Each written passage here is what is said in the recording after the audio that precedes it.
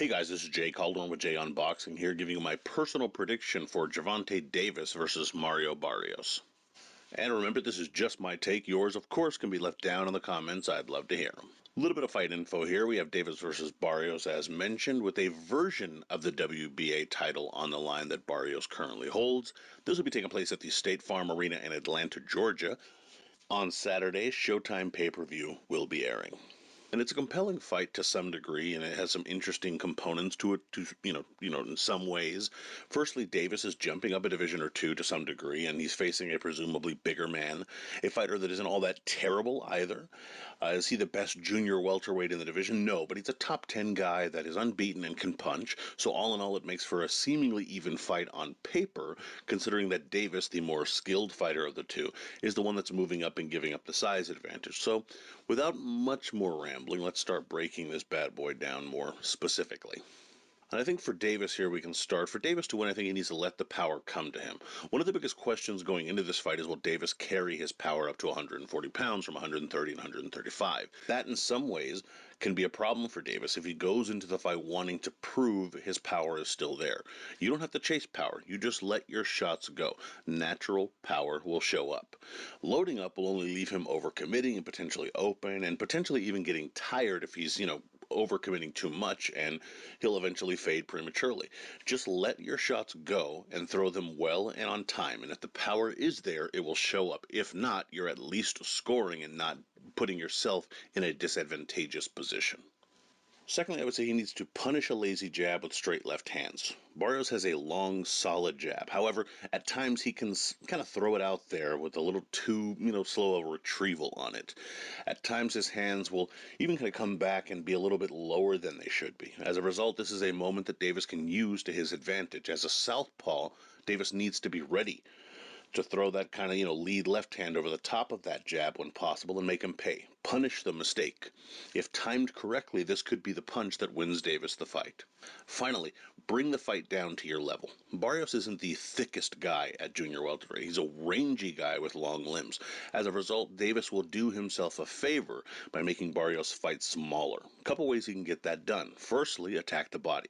That can make Barrios crouch down a little bit more to protect himself, and then we'll shave a few inches off of his frame and, of course, bring his chin into much more of a reasonable punching range for Davis. Also, make Barrios reach. When someone has to reach, their head tends to move lower and leave themselves more open and more susceptible. That, as well as fighting on the inside of Barrios' reach, will serve Davis well. Now, for Barrios to win here, I think he needs to use his dimensions. If you've got the size, use it. Use a long jab. Box your way around that ring. Box when it suits you. Box away when you need to, on the inside if you need to, but make sure you're dictating that by using the dimensions you have. If you're fighting on Davis's terms in regards to where he wants the reach and where he wants you, he's going to have a better chance with his speed to gain advantages. So use that jab. That's, again, a part of those dimensions. That will be key, but Barrios will also need to land something of note here, I think. And that, again, can come at range when you're catching him on the end of those punches and not allowing Davis to come in, so you're a lot safer. And, that kind of ability to keep Davis honest will make him think before he just walks right in, which of course means that you're then fighting at the range you want in the first place. What I would also say is, don't allow the smaller man to big man you around the ring. While Barrios may want to keep Davis out of his reach, that doesn't mean moving backwards constantly and only allowing Davis to always come forward. In order to keep control of the action, Barrios will need to stop Davis in his tracks at times. Sometimes that might be a hard shot landing.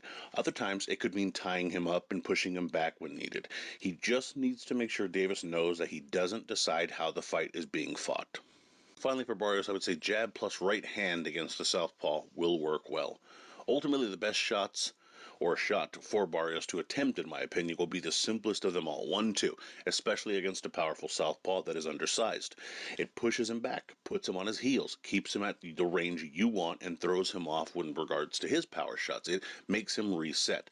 The right hand is also the southpaw killer, so it does give you the best chance of landing the shot that can turn the fight around if necessary, and give him really a better shot of potentially, kind of turning the tide if the fight does get a little bit tight or dicey. And in terms of my pick, well, I'd love to be brave enough to pick the minor upset here. I do believe Davis is a very good fighter and will bring his power with him to 140 pounds.